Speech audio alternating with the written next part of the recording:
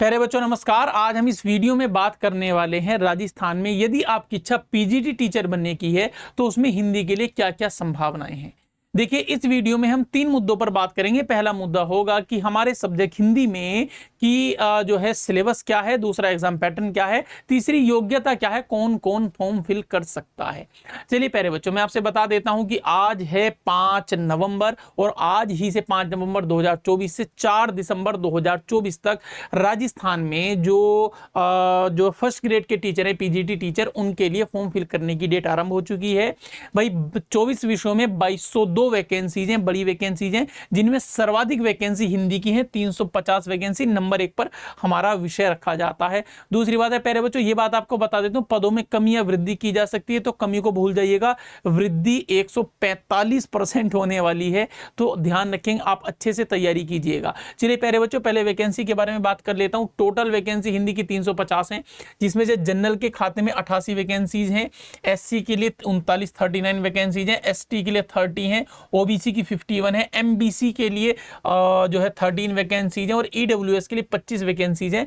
बाकी जो पीएच हैं, जो फिजिकल हैंडीकैप्ड हैं और जो एक्स सर्विसमैन हैं, इनके लिए भी वैकेंसी है। जनरल की 7 हैं, एससी के लिए 2 हैं, एसटी के लिए 2 हैं, ओबीसी के लिए 3 है, एमबीसी की कुछ नहीं, ईडब्ल्यूएस की 1 है। ये वो हैं जो कि एक्स सर्विसमैन है। पीएच की भी दी हुई है कि कौन कौन सी कैटेगरी के पीएच की कितनी वैकेंसीज हैं, तो आप अपने हिसाब से इसको देख सकते हैं। तो पहला पॉइंट तो आप लोगों का ये क्लियर हो चुका होगा। इसके बाद प्यारे बच्चों हम बात करेंगे कि सर योग्यता क्या है, कौन कौन फॉर्म फिल कर सकता है। देखिए, सबसे पहले पॉइंट पर बात करेंगे, हमारी हिंदी नंबर 1 पर है। देखिए साफ साफ लिखा है, उपयुक्त पद क्रम संख्या 1 से लेकर 11 और 13 से 15 तक के लिए है। तो 1 नंबर पर हमारा है। भाई क्या बोला कि पोस्ट ग्रेजुएशन और equivalent examination recognised by UGC in the relevant subject with degree और diploma in education recognised by the NCTE. मतलब या तो आप पोस्ट ग्रेजुएट हो, एमए हो हिंदी में, या फिर एमए से के इक्विवेलेंट, उसके बराबर समकक्ष पात्रता रखने वाली कोई ना कोई आपके पास एजुकेशन होनी चाहिए, जिसको यूजीसी और एनसीटीई के द्वारा मान्यता प्राप्त हो। तो मतलब फाइनल मतलब जो है आप एमए में एग्जाम दे सकते हैं। अब एक बड़ी समस्या है कि सर हम फाइनल ईयर में हैं, क्या मैं एग्जाम दे सकता हूं या सकती हूं? सर मेरा फाइनल सेमेस्टर है, तो देखिए मैं बता देता हूं, वो भी आप दे सकते हैं एग्जाम, उसके लिए भी बोल दिया गया है प्यारे बच्चों। अगर आप थोड़ा नीचे जाएंगे तो देखिए साफ साफ लिखा है, पद की अपेक्षित शैक्षणिक अर्हता अंतिम वर्ष की परीक्षा में सम्मिलित हुआ हो या सम्मिलित होने वाला हो, तो आप फाइनल ईयर के एग्जाम या तो देने वाले हैं या आपके एग्जाम हो चुके हैं, तो आप ले सकते हैं। लेकिन एक शर्त है, आपका रिजल्ट एग्जाम की डेट से पहले आना चाहिए। एग्जाम की डेट से, देखिए साफ साफ लिखा है, किंतु उसे आयोग के द्वारा आयोजित प्रतियोगी परीक्षा से पहले शैक्षिक अर्हता अर्जित करने का सबूत देना होगा। भाई सबूत तो यही है ना कि आप शैक्षिक अर्हता अर्जित करना, मतलब आपने एमए क्वालिफाई कर लिया है, अर्जन कर लिया आपने एमए को, तो कैसे पता लगेगा? तो आपका रिजल्ट आ जाएगा पास का, तो आपका रिजल्ट एग्जाम डेट से पहले होना चाहिए। मान के चलिएगा एग्जाम आपका 28 जनवरी में होता है, तो आपका रिजल्ट 28 जनवरी से पहले 27 जनवरी तक आ जाना चाहिए। एक डेमो के रूप में मैंने आपको ये बताया है। सर आयु की बात करेंगे अगर, तो आयु 21 साल से 40 साल दी गई आपकी जो आयु होती है पीजीटी के लिए। लेकिन इसमें छूट कितनी है? देखिए प्यारे बच्चों, राजस्थान के ऐसे पुरुष जो कि एससी हैं, एसटी हैं, ओबीसी हैं या ईडब्ल्यूएस हैं या आपका जो है एमबीसी हैं, उनके लिए 5 वर्ष की छूट दी गई है। क्लियर बात है। लेकिन अगर इसी कैटेगरी में महिलाएं हैं, एससी की महिला है, एसटी की महिला है, ओबीसी की महिला है, एमबीसी की महिला है, बीसी की महिला है, उनके लिए 10 वर्ष की छूट आपको दी गई है। इसके अलावा प्यारे बच्चों, जो साधारण महिलाएं हैं, जो जनरल की महिलाएं हैं, अनारक्षित वर्ग की जो फीमेल्स हैं, उनके लिए 5 वर्ष की छूट है। इसके अलावा ऐसी महिलाएं जिनके जो डाइवोर्स के केसेस पेंडिंग में चल रहे हैं या जो कि जिनके डाइवोर्स हो चुका है, उनके लिए कोई भी आयु की सीमा नहीं है। ठीक है मेरे प्यारे बच्चों। और बाकी आप लोगों के ये वही है कि अगर आप जो है कोर्ट केस चल रहा है तो उसके आधार पर ही डिसीजन लिया जाएगा। ये सारे पॉइंट्स आपके सामने वही लिखे हुए हैं। तो प्यारे बच्चों, ये तो सारे पोर्शन हमारे सामने थे कि एलिजिबिलिटी क्या क्या है। फॉर्म भरने मैंने बता दिया, 5 जो है नवंबर से 4 दिसंबर तक फॉर्म भरे जाने हैं। चलिए प्यारे बच्चों, इसके बाद हम बात करेंगे सर सिलेबस में क्या क्या एग्जाम पैटर्न कैसा होगा। प्यारे बच्चों, सबसे पहले बता देता हूं, देखिए साफ साफ लिखा हुआ है, the examination shall carry 450 marks, examination 450 number का होगा जिसमें 225 प्रश्न आएंगे, एक प्रश्न 2 नंबर का होगा। There will be 2 papers, paper 1 shall be 150 marks and the paper second shall be 300 marks. मतलब पेपर 1 150 नंबर का है, पेपर 2 300 नंबर का है। पेपर 1 जनरल होगा, पेपर 2 सब्जेक्टिव होगा। हम हिंदी वाले बच्चे हैं तो हमारा हिंदी का एग्जाम होगा। ड्यूरेशन ऑफ पेपर 1, पेपर जो 1 है जिसमें 150 प्रश्न आएंगे, 150 नंबर के 75 प्रश्न आएंगे, वो 1.5 घंटे का समय दिया जाएगा, 90 मिनट का। और जो पेपर 2 है जिसमें 300 नंबर के 150 प्रश्न आएंगे, उसको आपको 3 घंटे का समय पूरा दिया जाएगा। सारे के सारे क्वेश्चन चाहे पेपर 1 हो या पेपर 2 हो ऑब्जेक्टिव टाइप होंगे, एमसीक्यूज है ना। तो ये वाली बात आप ध्यान रखेंगे। नेगेटिव मार्किंग है 1/3 की नेगेटिव मार्किंग है प्यारे बच्चों, ये ध्यान रखेंगे। देखो लिखा है for every wrong answer 1/3 of marks prescribed for the particular question. ठीक है प्यारे बच्चों। इसके अलावा प्यारे बच्चों साफ साफ बोला एक्सप्लेनेशन में, wrong answer shall mean an incorrect answer और मल्टीपल आंसर। अगर आपने एक से ज्यादा प्रश्न के उत्तर दिए हैं उसको भी रोंग की कैटेगरी में ही रखा जाने वाला है। ठीक है मेरे प्यारे बच्चों। इसके अलावा minimum qualifying marks of each paper shall be 40% provided that percentage fix as above shall be released by 5% for the candidate belonging the SC and ST। मतलब प्यारे बच्चों ये है कि आपको 40% अंक लाने अनिवार्य हैं, अदरवाइज आप मेरिट से बाहर हो जाएंगे। लेकिन SC ST हैं तो 5% की छूट देकर के 35% अंक आपके अनिवार्य हैं। ठीक है मेरे प्यारे बच्चों। अब पेपर 1 में क्या आने वाला है, ये जनरल पेपर है पेपर 1। पेपर 1 आपका 150 नंबर का 75 प्रश्न आएंगे, 5 सेगमेंट से प्रश्न आने वाले हैं। नंबर 1 हिस्ट्री ऑफ राजस्थान, देखिए हिस्ट्री आएगी और साफ साफ बोला हिस्ट्री में राजस्थान की हिस्ट्री और इंडियन नेशनल मूवमेंट मतलब मॉडर्न हिस्ट्री, उन दोनों को वेटेज दिया जाएगा। मध्यकालीन भारत और साथ ही साथ प्राचीन भारत से कम प्रश्न देखने के लिए मिलेंगे। दूसरे पोर्शन में आपको मेंटल एबिलिटी में आपका रीजनिंग आएगी, कुछ मैथ्स आएगा, कुछ स्टैटिस्टिक्स आएगी, कुछ इंग्लिश और कुछ हिंदी आएगी। ठीक है, ये लिखा आपका mental ability test, statistics secondary level, mathematics secondary level, language ability Hindi और इंग्लिश। इसके अलावा तीसरा पोर्शन करंट अफेयर से प्रश्न आने वाले हैं। Number 4 general science, Indian polity, geography of Rajasthan से प्रश्न आने वाले हैं। और फिर नंबर 5 आपका CDP आएगी जिसमें कौन से टॉपिक हैं, educational psychology, educational management. Number 3 educational scenario in Rajasthan. Number 4 right of children मतलब राइट टू एजुकेशन 2009 वाला जो एक्ट है वहां से प्रश्न आपके लिए आएंगे। 4 टॉपिक्स होते हैं, पहले भी वही थे, इस बार भी वही है। पेपर सेकंड जो कि 150 प्रश्न 300 नंबर के 3 घंटे के लिए होंगे, उसके बारे में बात करेंगे। 4 सेगमेंट में बांट दिया है। पहला सेगमेंट आपका है कि 55 प्रश्न आपको पहले सेगमेंट से मिलेंगे, आपको 55 प्रश्न मिलने वाले हैं। कहां से, सेकेंडरी लेवल की बुक्स से, मतलब 11-12 के कोर्स से 55 प्रश्न मिलेंगे। फिर आपका बाकी 55 प्रश्न मिलेंगे ग्रेजुएशन लेवल से, जो आपने जो है ग्रेजुएशन क्या होगा, जो BA किया होगा, BA के सिलेबस से 55 प्रश्न आएंगे, 110 हो गए। इसके अलावा 10 प्रश्न आपको PG के लेवल से मिलेंगे, पोस्ट ग्रेजुएशन लेवल से 120 हो गए। और बाकी के बचे हुए 30 प्रश्न आपको मिलेंगे कहां से, जो है जो विषय है, विषय की पैडागोजी से। हिंदी में हिंदी की पैडागोजी, टीचिंग लर्निंग मटेरियल से प्रश्न आने वाले हैं, TLM से। और साथ ही साथ में कंप्यूटर और IT का यूज लर्निंग में क्या होगा। तो यहां से 30 प्रश्न आपको देखने के लिए मिलेंगे। ठीक है प्यारे बच्चों, मैंने आपको नंबर ऑफ क्वेश्चंस भी बता दिए गए हैं। अब सर मेरिट हमारी कहां से बनेगी ये भी देख लेते हैं। देखिए सब लिखा है, the examination shall 450 marks and the maximum 40 marks shall be awarded for the participation in. अच्छा ये तो स्पोर्ट्स वालों का हो गया, कोई दिक्कत वाली बात नहीं है। चलिए मैं बता देता हूं प्यारे बच्चों, ये तो नेगेटिव मार्किंग वालों के लिए बोल दिया है। ठीक है चलिएगा।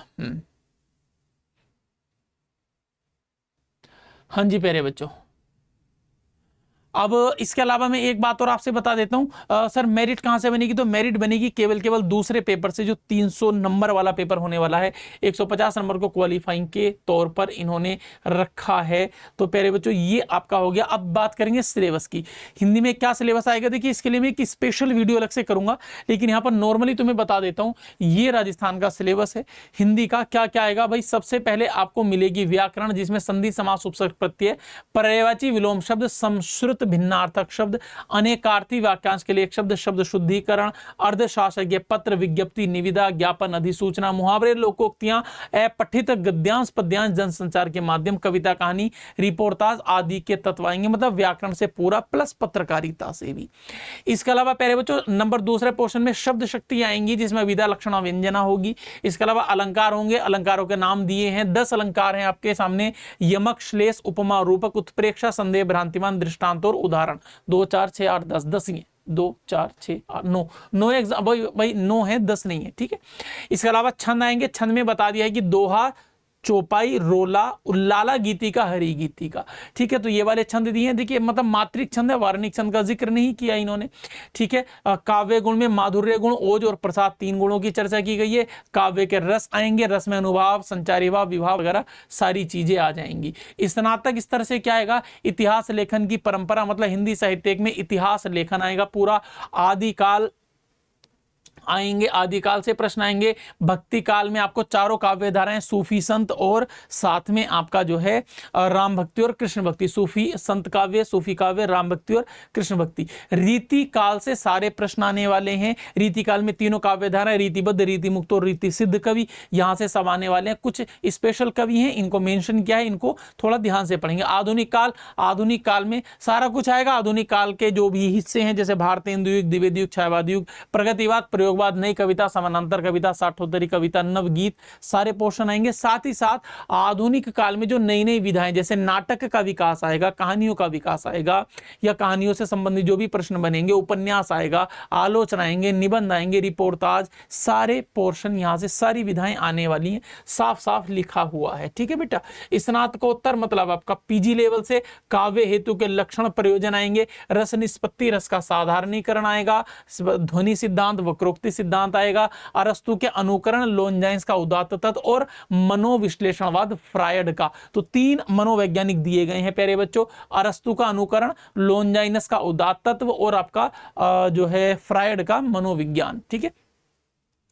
रचनाओं में कबीर ग्रंथावली, साखी जो श्याम सुंदर दास जी के द्वारा लिखी गई है, प्रारंभिक 5 पद। रामचरितमानस में बालकांड से प्रश्न आएंगे। बिहारी रत्नाकर के आरंभ के 25 दोहे आएंगे। साकेत का नवम सर्ग आएगा जो उर्मिला से संबंधित है। निबंध में कविता क्या है, चिंतामणि का पहला भाग रामचंद्र शुक्ल के द्वारा लिखा गया, उसमें जो निबंध है शीरीष के फूल जो कि हजारी प्रसाद द्विवेदी जी के द्वारा कल्पलता नामक संग्रह में है। साफ साफ दे दिया। कहानियां आएंगी, कुछ कहानियां दी गई हैं 3, कफन, पुरस्कार और यही सच है। हिंदी भाषा उद्भव और विकास, बोलियां, उपबोलियां, राजस्थान और देवनागरी लिपि यहां से प्रश्न आएंगे। और इसके अलावा प्यारे बच्चों मनोविज्ञान से क्या प्रश्न आने वाले हैं, शिक्षा मनोविज्ञान की अवधारणा के क्षेत्र कार्य, किशोर अधिगम कर्ता की शारीरिक संज्ञानात्मक विकास से प्रश्न आएंगे। अधिगम का व्यवहारवादी, निर्मितवादी और इसके अलावा प्यारे बच्चों संज्ञानवादी जो धाराएं हैं, जो सिद्धांत हैं, वहां से प्रश्न आने वाले हैं जो स्कूल्स हैं, ठीक है।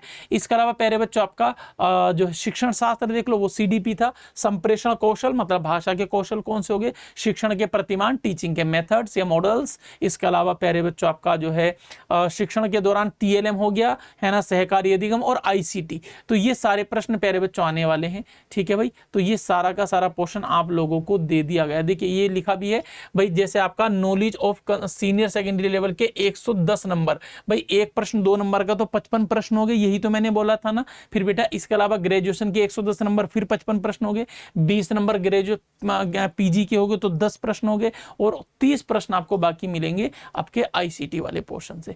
देखिए सारी सूचना मैंने आप लोगों को बिल्कुल आराम से दी है। वीडियो काफी लंबी हो चुकी होगी मेरे हिसाब में, 14-15 मिनट की वीडियो आपकी ये जाएगी, लेकिन ये आपके लिए एक जो है फ्रूटफुल वीडियो होने वाली है। इसमें मैंने सिलेबस भी डिस्कस किया है। एक सिलेबस डिस्कशन की एक अलग से वीडियो बनाऊंगा जिसमें एक एक टॉपिक के बारे में स्पेशल बता दूंगा कि कौन कौन से टॉपिक से कहां से कैसे कैसे प्रश्न आते हैं। एक पीवाईक्यू की एक वीडियो बना दूंगा जो 2022 का पेपर था, वहां से कितनी डेप्थ तक, कितनी गहराई तक, कहां तक प्रश्न पूछा गया था। भाई भारतेंदु जी से प्रश्न पूछा तो कितनी गहराई तक जा रहा है। रस के साधारणीकरण में क्या क्या पढ़ना है, क्या शंकु का अनुमितिवाद पढ़ना है, क्या भट्टलोलट का उत्पत्तिवाद पढ़ना है, क्या पढ़ना है अभिनव गुप्त का अभिव्यक्ति, कितना, कैसे, कहां से और कब तक पढ़ लेना है हमको, इसके बारे में मैं सब आपसे अगली वीडियो में भी चर्चा करने वाला हूं। तब तक के लिए प्यारे बच्चों, ये वीडियो आपके सामने, आप जल्दी से अपना फॉर्म फिल कर दीजिएगा। पहला ही दिन है, जल्दी से फॉर्म फिल कर दो 1-2 दिन में। भाई लास्ट डेट के भरोसे मत रहना, क्योंकि कई बार क्या होता है कि अंतिम दिनों में आकर के वेबसाइट नहीं चलती, तो फिर कई बार आयोग अपनी लास्ट डेट को बढ़ा देता है, एक्सटेंड कर देता है, कई मामलों में नहीं करता। तो आप क्यों कह रहे हैं कि सर हम बाद में करेंगे? अभी फिल कर दीजिएगा 2-4 दिनों के अंदर अंदर, और जल्दी से क्लासेस को ज्वाइन कीजिएगा। मेरी क्लासेज आपको यूट्यूब पर भी मिलने वाली हैं। अगर आपको यूट्यूब से डेमो चाहिए कि सर आप साहित्य कैसा पढ़ाते हैं, सर हम तो आपसे साहित्य पढ़े नहीं है, तो मेरे प्यारे बच्चों कुछ नहीं करना है, आपने जाकर के सबसे पहले आपको गूगल ओपन कर लेना है, और सॉरी यूट्यूब ओपन कर लेना। सीधा आप लिखना हिंदी साहित्य बाई शिवम सर या शिवम त्यागी, आपको मिल जाएंगी वीडियोस। आप डेमो देख लेंगे तो आपको पता लग जाएगा कि जो चीजें आपको करानी है वो चीजें आपको मिलने वाली हैं। ठीक है प्यारे बच्चों, आप सर्च करेंगे हिंदी साहित्य बाई शिवम सर, तो जब आप हिंदी साहित्य बाई शिवम सर लिखेंगे, ठीक है, तो ये आपकी वीडियो आई 33 वीडियो की प्लेलिस्ट है। इसमें से आप जो भी डेमो के तौर पर कोई वीडियो देखना चाहें तो देखिए, ये देख सकते हैं प्यारे बच्चों, काफ़ी बड़ी वीडियोस हैं ये। ठीक है, तो जैसे ये वाली वीडियो हो गई, जैसे प्यारे बच्चों ये वाली वीडियो हो गई, तो ये थोड़ा आप देख सकते हैं, आपको एहसास हो जाएगा कि हाँ कि ठीक है सर, आप सारी चीज़ों को सीरियसली पढ़ाते हैं, कराते हैं। तो इसका बैच जल्दी से 14 नवंबर से बैच भी स्टार्ट होने वाला है। मैं पूरी तैयारी के साथ आपको होमवर्क भी दिया जाएगा, आपको राजस्थान की जो बुक्स हैं 11-12 की वो भी पढ़ने के लिए दी जाएंगी, मैं भी पढ़ाऊंगा। और देखिए प्यारे बच्चों, अगर आप सच में ही सीरियस हैं एग्जाम को क्वालिफाई करके जॉब लेने के लिए, तो बैच ज्वाइन करें, और बैच भी ज्वाइन करेंगे और आप यूट्यूब से भी पढ़ेंगे, पेड से भी पढ़ेंगे, तब जाकर के सिलेबस कवर होगा। ये राजस्थान है प्यारे, इसका एग्जाम पैटर्न जितना प्यारा होता है वो वही जानता है जिसने और स्टेट को भी दिया होगा, क्योंकि राजस्थान का मतलब है यूजीसी लेवल की तैयारी। इसलिए ध्यान से पढ़ें। मैं जल्दी ही आप लोगों से यूट्यूब पर भी मुलाकात करूंगा, पेड बैच में भी। तब तक के लिए नमस्कार। एग्जाम फॉर्म फिल कर दें फिर एक बार से जल्दी से। नमस्कार प्यारे बच्चों।